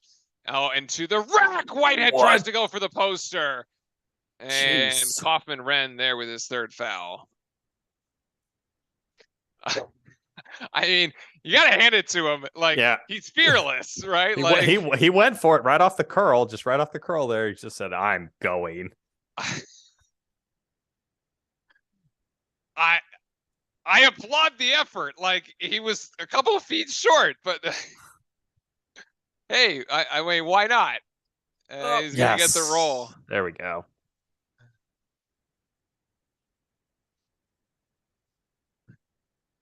He's got the roll. 10-point game.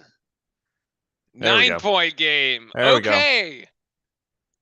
Come on. Yes, full court. There we go. Yes, now bring out the full court press.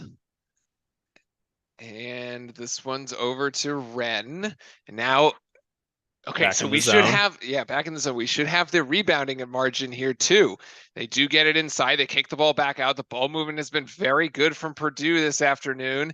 They kick that one back outside too in the 3. Is that a foul on Whitehead? No, actually the shot by Purdue, actually the offensive board by First, and he puts it back in. Oh, that's a killer. Yeah. That's a killer. We should have had that defensive board. Ooh. And Roach tries to split, but First will get called for the foul. Actually, I think that's a bit of a bailout, to be honest. Yeah, a little bit. Considering that he basically split our guy was the other one he was splitting. So, all right, 11:28 to go. Duke only down by 11. We've got a little bit. We've seen some life. Yes, there are signs of life here, which is good. Purdue at 60, Duke 49 at the moment. As we go here, sort of the foul situation is correct. Looks like Purdue actually has 5 fouls this half. So 1, Good. 3 Thank on goodness. Smith, 2 on First. Yeah, we got that right. 2 on Wren, 2 on. Wait, 2 on Kaufman Wren. Okay, 2 on Brandon Newman. That's right. Okay. 1 on Jenkins. I have that correct. Mason. Lawyer's got 1. I'm still missing a foul. Zach Edey actually has 0. Yeah, he has no fouls. That's kind of nuts. Oh, Yeah. Ethan Morton is the other one. Okay. Yeah, that's yeah. So I wonder if there's a stat for how many fouls do you cause the other team? There probably has to be somebody, some website somewhere has to have it. You know what I'm getting at? Yeah. Yeah. Like you were, how many times were you fouled that caused fouls on the other team? Is essentially like the play there. Anyway, all right. Duke actually only has 1 foul this half, so it's actually looking a lot better for us. Yes. And playing better defense, we've managed to cut the lead down to 11. And right now, you're just going to look at it in 4-minute increments. Can you win the next 4 minutes, right? So can we get a little bit closer here? All right. So right now my screen is just showing the court. Nobody's on it yet. Yeah. It's Carolina, Iowa. So we're good now. All right. All right. Let's get back into this thing, man. We're like right there. We're right there. We're right there from like pushing this momentum going the other way. Is Edey come back onto the court? I don't see him yet. I don't see him. Okay. He Inbound. is not. He is not back on the court, actually. I think turns out like a second behind you. As Whitehead trying to go right and will not. Now Filipowski playing point forward as gets it to Tyrese. Is this going to be a Filipowski screen up top? Let's see. Reese has 8 seconds to go and tries to get it down to Ryan Young. Almost goes out of bounds. Ryan Young going to go up and over 2 Boilermakers. That shot just rolls off the rim as Purdue comes down with the rebound. Oh, so brutal, man. We've had possessions as Purdue has missed 6 of the last 7. And this is Kaufman Wren. That's no good. And that's a charge. We're going the other way with it. I think so. Yeah. Lowered Kaufman, his shoulder. Yeah. Put the shoulder into Ryan Young. Yeah. All right. And that's actually the 6th team foul against Purdue. The next one will put Duke in the bonus.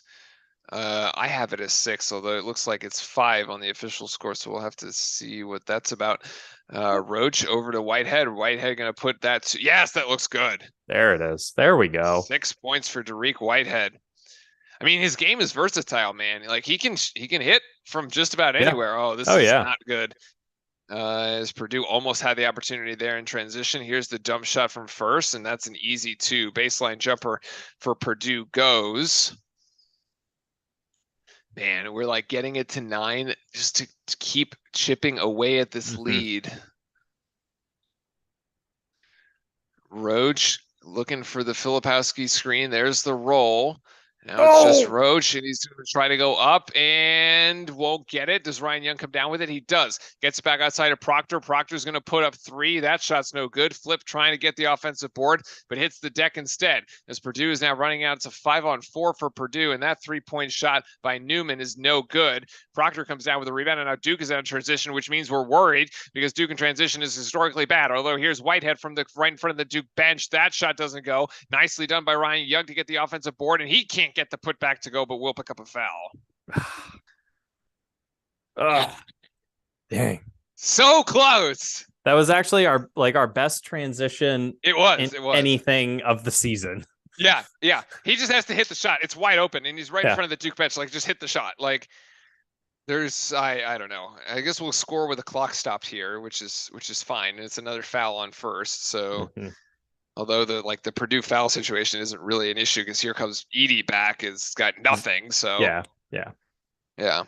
So he can play as aggressive as he wants pretty much the rest of the game. I don't think Edey comes out of the game here in the next 9 minutes and 36 seconds, which is what we have left. So It is what it is. They bring Edie back for this, essentially to get a defensive board off of any miss. Mm-hmm. Must be nice to be this tall.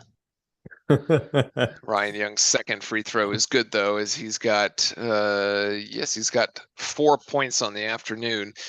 And it is a 9-point game right now as Duke really needs to come up with another defensive stop. My guess here is Purdue comes right back to Edie. I think you were alluding to there is they almost lost the ball out of bounds. Let's see. It's Lively against Edie. Again, that's a steal by Proctor. And Proctor is going to try to take this himself. Yes, is there a foul? No, but he gets the roll. Proctor with 16. It could have been a disaster. That could have been a disaster. I didn't think that was going to go. Duke with the pressure, ramping the pressure up now as Purdue picks up their dribble here. And this is First. First is going to go in, and Lively will get called for his fourth, actually, which I think is a terrible call. He was straight up. Yep. As long as he wasn't in the cylinder. Yeah, he's in legal guarding position, though. Oh, what a play by Roach. My God. He gets all ball on that one. Yeah, and Tyrese. It was almost a disaster where he almost dribbled it so high and he had to catch it up here. Talk about degree of difficulty. Jesus. Rethrow makes the first from First. He's got 9. I thought Lively was there, and I thought he was vertical. Yeah. But hey, I'm not a ref, so what do I know? First misses that one, and Lively comes down with the rebound, denying Edie that one. All right, 8-point game. Come on, boys. Let's see it. Yep. Come on. Proctor over to Roach. Is he going to look for Mitchell here? No, he's going to tell Mitchell to cut baseline. He's going to ask Lively to come up and screen for him. And now it's going to be Roach on Edie. And Roach is going to go baseline jumper. Ooh, it looked almost good as Duke is trying to get the offensive board. And Proctor's the one that comes up with it. And this is actually Blake's for 3. That hits the side of the rim. And no good. Definitely not the shot we wanted. No. Wasted possession there. Either Roach or Proctor should have taken that 3. I don't really know about Blake's. Good recovery, though, defensively there by Blake's to get back on Morton. You've got an open shooter here in Smith. Be careful. Okay, we cut that one off. 10 seconds on the shot clock. Lawyer from way downtown, in and out. Edie with the offensive board. Okay, careful. Lively can pick up number 5 there in a second. And that might be, okay, no, they won't blow that whistle. It's 2 offensive boards for Edie. And First can't get the pass, which is down low. And this is just a scrum at this point. Jeez. As 10 seconds to go less on the shot clock as Smith pulls it back out. High screen by Edie. And Smith going to go to Morton, who takes way too many steps. Morton's shot's no good. And finally, after the 3rd shot attempt, Duke comes down with the offensive board. Now is the opportunity. Yep. This is the opportunity right here. Oh, why? Proctor, oh, my God. Mitchell gets it blocked. And Lively actually gets Gotta go. You're right. I don't think Jeremy Roach realizes it, or he does now, and he jumps in. That's a really tough shot. It does hit the backboard, and Duke managing to keep it alive. That should be off Edie, and it is. As now we actually get an under 8 timeout to let us draw something up, because this is okay. It just got a little frantic there for a second. It did get a little frantic. So we said we got to win the 4-minute periods. We did. We were +3 on that one. So the margin is now 8. Yep. Because it used to be 11. So feeling a little bit better about ourselves. I mean, the defense really is hanging in there. Yep. I like that Lively is battling. You know, he all he has is one more foul left and then he's done. But you know what? He's probably going to pick it up sometime in the next 7 minutes. And so I just want him to keep battling. I don't really care. We've got Reeves to come in. We've got Young to come in. Young did pretty well on in defense on Edie over the past 4 or 5 minutes that he was in. So just keep being physical. Yeah, agreed. And so kind of like on the Duke shooting, we're down at 43%, and the 3 ball just really isn't falling for us. And I think some of that is probably why, as the score is what it is, because of this. We're 2 of 15 from 3. Jesus. I mean, we had you got the Whitehead shot that's wide open. off Yep. the transition. I'm pretty sure there was a similar one that I remember calling from Proctor that was also wide open. Yep. Might have been when we kind of reversed the ball back out and he was like dead on or something and it just doesn't hit it. And so, well, there's 2 threes. He hit those 2. You got 6 points. It's a 2-point game, right? So Yeah. like the 3-pointer is just really not helping. And the fact that, yeah, Blake's is Jalen Blake's over there taking 3-pointers from the corner probably isn't his game either. No. He's much more of a, put the ball on the deck and go to the rim kind of thing. Yeah. So And even that Mitchell 3 that was blocked, it just not really, not necessarily like, yeah, he can hit a 3-point shot. We know he can hit a 3-point shot, but probably not his game. Under pressure, he would need to get the ball swung to him. He's open, then take it. Agreed. Mitchell only with 2 points today, hasn't really done much. Grandison's got a goose egg as well. Lively 0, Blake's 0. Although Lively has made impacts on the defensive end. The first half he had a massive block, and so he's 0 of 3 right now. But right now they're walking out of the huddle. Oh, I'm still on the replay there. Okay. I'll go forward a bit. Okay. And there's Edie. Yeah. 7:08 to go. Yep. They're about to empty chairs. Yeah. Okay. About to inbound. All right, we're gonna go inbound from here, from the baseline. We did last time they did this. We saw a very nice play to Filipowski, who cut really hard to the basket, and Proctor saw him. Oh, this is a similar one here with Whitehead. Are they going to let him go back to the basket, up and over? Yes. Whitehead's shot no good. Can Filipowski get the offensive board? He does. And we have a foul against Edie. Hold. Yes, I think so. That's his first. Edie holding Filipowski is, man, Kyle's just fighting, man. Kyle's has got to fight for that one. Yeah, absolutely. And Filipowski will go to the free throw line. This is the 1-and-1. Yeah. Oh my God. I can't even. Like, of all people you want to put at the free throw line, it's probably this kid. This kid or Roach or something. Like, pretty right? much. But it is a 1-and-1, and you kind of need all the points you can get. And it gets the first one. Nicely done. This is what I'm saying, man. If our big men had just hit their free throws, you'd be scoring 4-4. Oh, increase. You're ahead of me by a lot. Goodness gracious. Is that one? Oh God. Yeah, you're right. It rolls off. All right. Let me skip forward here. Duke does bring the full court press, but that is going to be Edie there with another 2. And that puts him up as 19. Apparently the Duke men's soccer won, by the way, 1-0. Yep. Yeah, so I just saw that. Need a little bit of magic here for the men's basketball team. Off in the corner, it's Mitchell. And Mitchell for 3, the line drive, no good. That's a foul. Where they only blew the foul on Filipowski. What? Wait a second. He was totally taken to the ground. I'm not crazy, right? No, he was. Wait a second. That was egregious. What a terrible miss. As Purdue just oh my God, comes up with the offensive board. Morton off to Smith in the corner. That's no good there. And Edie's going to get that rebound too. Now, okay, of course, they're going to call this one. And they're going to call Filipowski for his 4th. Wait, that was an incredible. And Filipowski's petitioning because they blew the call on the other side. Rightfully so. Yeah. What? No, this is the wrong replay to show. That was not a good play by Edie. I don't know why he's celebrating on that one. Yeah, he was literally just like, Yeah, and then he goes down. What the? Where I would like to see the makeup call, please. Anybody? Oh my God, Lively will want a rejection. And he's still making impact plays. Where are you throwing it? Okay, that's a stupid play by Derek Whitehead, actually, to just like run into Edie. That could have easily been called a foul. And there's in the corner. That shot is no good. Proctor's gonna come down with the board, and now we're out in transition. And Proctor, this is transition, so Proctor's just gonna bowl him over. And that's a charge. I mean, you saw that coming from a mile away, man. I can't. It's just like so obvious. Like we just can't even. I don't know what. Like why can't like.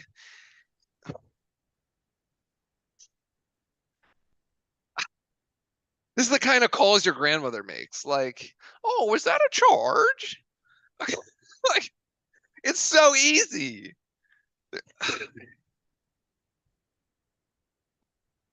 You're literally being gifted possessions. Just And, stop and go up. Just stop and go up. I know you have the skill to. He has the skill to do it. He has to. Clearly, yes. Like, clearly, right? Like, oh, come on, man. Come on. Why keep driving? I don't Why know. keep like? I don't know. Oh, the freshman mistakes. Again, it's not that our offense is bad. It's our transition is horrible, which makes our offense look really bad. Yes. Because you're like literally like leaving 10 points a game on the floor. Like easy. And that's a lawyer there who's just like taking us to court from 3-point land right now. It is not good as we are back down 12. Timeout by Duke. I agree. So we had it there and it was swinging in our direction. It was a 7-point game and we could not capitalize. But I want to go back to this egregious no call, which is actually, this is kind of when it turned, to be honest. Yep. Oh, okay. And I landed right on it. Like this is how bad this is. Okay. Like look at this thing. Okay. So here we go. Proctor, he's going to get it to Mitchell in the corner. My thing isn't loading. 7. Okay, fine, whatever. Mitchell's okay. Stop it right here. Like, this is like really blurry, but like, here's number 1. Yeah, first is tangled up with Filipowski, who's eyeing this rebound, and he's just looking for like trying to go get it. Filipowski can't even put his left arm up because first has it pinned, and then he just throws him to the ground. What? And the refs don't even blink an eye. And then he gets called on this side for this Edie disaster on this side over here. What?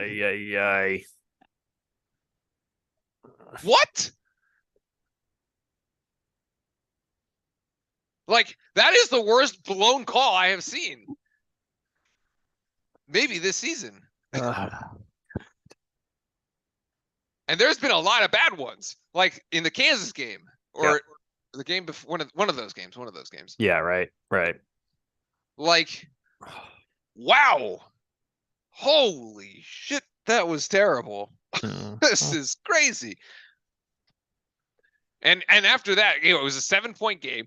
Filipowski, by the way, is going to get that offensive board if he's not being held and dragged to the floor. He is in perfect position to go get that offensive rebound, and it's a putback, and it's a 5-point game. And then instead, you have Purdue who runs it out in transition on the other side, playing 5-on-4, gets 3 offensive boards, and then sticks it back in. Come on. Yeah. Oh, hey, pup.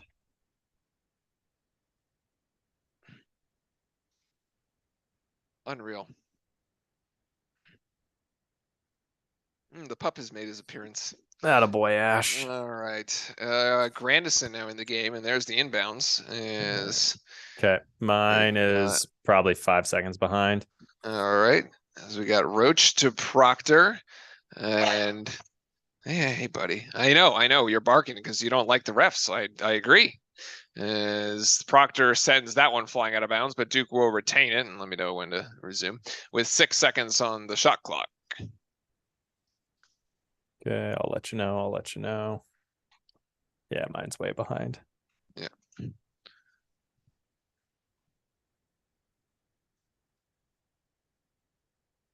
Okay, ball just went out of bounds. All right, there you go. All right, good enough. Yep. So 6 seconds on the shot clock. Shire tells him to hurry this thing up, and we have yet to hit a 3 from in this half, which I suppose we were still tracking. Because what now we're like, and that's still adds to it. Still have yet to hit a 3 in this half. It's our 3-point shooting just lively, nice block, but he can't seal the defensive possession there as Edie gets it back. And now Smith, the high screen here by Edie. And Smith gonna run this around the perimeter. This is Morton. Gets it out to Lawyer. And actually, Lawyer's gonna take that. No, actually out on Purdue. 4:01 here. And it's a 12-point game with 4:01 to go. I still haven't given up on this though. Yeah. We just I still think you can look, you hit a couple kick threes, you're right back in it. Yep. Not that we like, not that three's been doing anything for us all day, but it is what it is. I mean, yeah. Let's put it this way. 3-point shooting this season is not our strong suit. It is actually not, but Filipowski, that's short, actually turns that into a passer. Mitchell, who dribbles it off his foot, and then it gets hit off his head. I believe this is going to go to Purdue. I think this is going to go to Purdue if we have 3:43 to go, and that is going to be the pause, and we'll go to the break. So this will be the under 4 timeout. Come back, we'll go the distance. And yeah, a bit of a rough one here tonight. The Purdue really hasn't, so the free throw disparity really hasn't shown up at all in the second half, actually. No, it's the law of average. It just started to even out as the second half went in, or second half came out. Yeah. They've only shot 2 free throws this second half, and they're 1 of 2. They have hit 3 3-pointers. They have 6 of 15 overall on the afternoon. Is Purdue there? And this one here, we are, oh my God, 2 of 18 there, down at 11%. We haven't hit a single 3 in this half. Oh man. How come? Why can't we hit threes? Well, who's going to shoot him? But the thing, I know Jeremy can hit a 3. He's not the greatest 3-point, but he can hit a 3. Proctor should definitely be able to hit a 3. Oh, you're right. Yeah. Proctor should definitely be hitting threes. But he's got 16 points regardless, right? Yeah, he's got 16 points. He's 0 of 4. Flip has got 2, so he's which are, by the way, the only 2. Me too. And Grandison, unfortunately, just in the primetime games thus far, Grandison just hasn't really done. Oh yeah, it's a good way to put it. Yeah, he has not. The Kansas game and then this one. Yeah, just kind of goose eggs. Not good shots, offensive fouls, picking up fouls, and Alonzo saying Lively. I think Lively may be here next year. His body's too frail. I mean, you could have said the same thing about Brandon Ingram, and he's gotten himself quite a payday. But Ingram could hit threes. That's true. That's true. Ingram could hit threes. It's true. Yeah, you're not wrong there. Lively tried. Did not. Yeah. Did not go well. Yeah. Did not go well.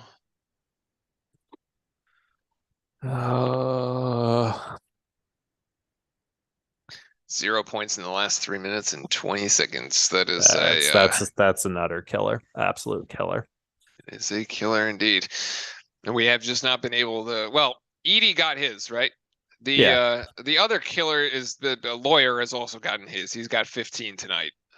So nobody else on Purdue is over 10. And actually it's Caleb First who has 9. So the Lawyer 15 plus our inability to hit threes at all. I mean, Lawyer's points have been coming from 3.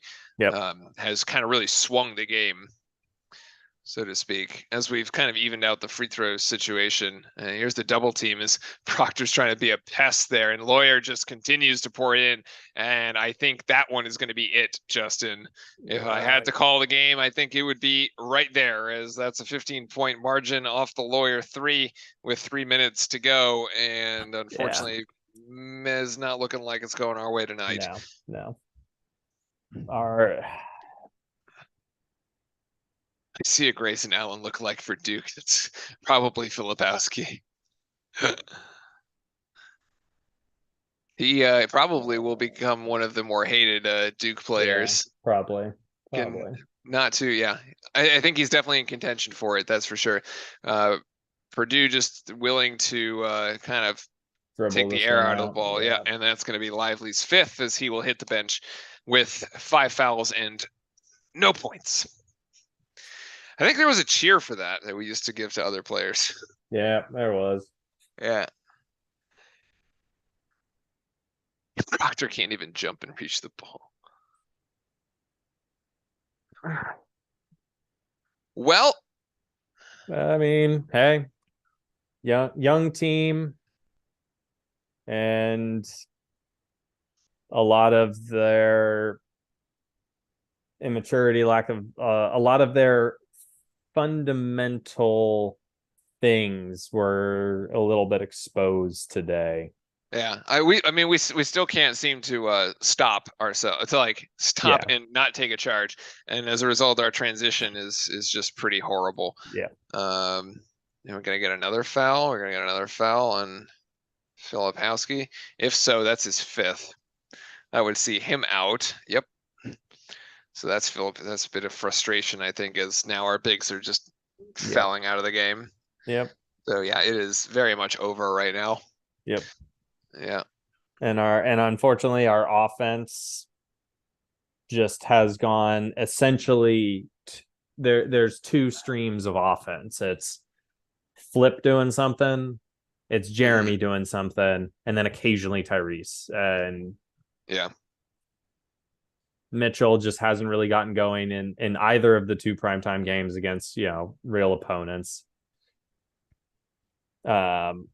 Lively, he's done his work on the defensive end, but he's got to be able to put in something on offense soon. Let's put it that way. Yeah, and I don't even really know if it's a problem of not getting touches. Like, he's not taking many shots. Like, he only had three today, right? Yeah, but he's getting no touches either. But okay, but so like, why? Like, just feed him the ball. Like, I mean, yeah, I don't know why, and yeah, I don't really know why. But then it makes our offense fairly unidimensional, fairly easy to defend, right? Yeah, I agree. It is pretty one-dimensional, or it's like two-dimensional. But to your point, you like know what the two are. Like, yeah. And I don't know. Suppose to Flip's credit, he really hasn't had an off night yet. Yeah. Right. Like, thank you goodness. Imagine what happened if like Flip ended up having an off night and he ends up only scoring 10 instead of 14. Like, Jesus, we have not even 50 points.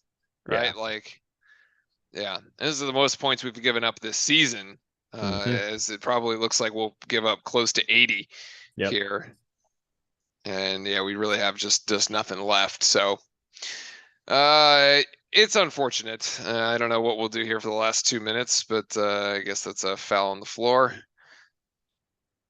As first gets Ohio State. At least we're back home because the Ohio State game is at home this year. So perhaps a bit of a revenge opportunity for us there. It's going to be another big primetime game. I unfortunately will be traveling. So I will not be able to stream that one. It is an early game, though. I believe it's at 7:30 Eastern tip-off on that one. So I will be watching. I just won't be able to stream it. So I will be rooting from an airplane, I believe, is probably where I'll be. Yeah, yes, I will be in flight from Dallas to Miami, I think. Anyway. And then Saturday we'll have Boston College. So I think I should be back and okay for that one as we tip off ACC play for that. But yeah, 90 seconds to go and not really much else to talk about in the game. Yeah, this is unfortunate. I thought we were gonna have a much better. It was gonna be much closer. Like, I figured we would at least have like the Kansas game was close. Yeah. This not so much here. No, we were. I don't know. Like, I hate to say outclassed in this one, but like, I mean, whoa, that's a foul. I mean, we were definitely shown. Our youth and inexperience definitely showed up. Yeah, that's for and our lack of like we died by the 3 tonight. Oh, legitimately died. Yeah. We really did. I mean, even if you're like, I think our season average, I mean, even if you hit like 30%, we had 2 of 19. If you hit 30% of them from 3, you end up getting like at least 3 or 4 more of them, which Mhm. would have given you 9, like 12 points stretching it. But let's say it gave us 9, right? Like at some point, that 7-point lead is actually like a 2-point advantage, right? It's just like Yeah. this, like it just wasn't there. Is Purdue's going to just dribble this out and call it good? Yeah. Just a classy move here. So, Yep.